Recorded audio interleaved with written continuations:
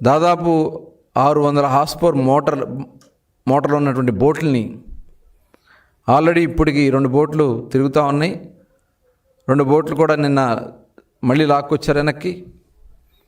మళ్ళీ ఇంకొక 2 బోట్లు కూడా రేపు ఏప్రిల్ 15 వరకు బ్యాన్ పీరియడ్ వచ్చే వరకు ఈలోపు మొత్తం అక్కడ ఏర్పాట్లు చేయడానికి అన్నీ కూడా జరుగుతూ ఉన్నాయి. ఒక పక్క ఫిషరీస్ కమిషనర్ గారు, ఎవరైతే డిఐజీ కోస్ట్ గార్డ్స్కి సంబంధించినటువంటి డిఐజీ గారు, వీళ్ళందరూ కూడా పర్యవేక్షణ చేస్తూ ఉన్నారు. జిల్లా కలెక్టర్ గారు, అలాగే అక్కడ మిగతా డిపార్ట్మెంట్స్ అన్నీ కూడా పర్యవేక్షణ చేస్తూ ఉన్నారు. ఆ బోట్లన్నీ ఆపడానికి అన్ని విధాలు కూడా చేస్తూ ఉంటే వెళ్ళి వాళ్ళని రెచ్చగొట్టే కార్యక్రమాలు చేస్తూ ఉన్నారు.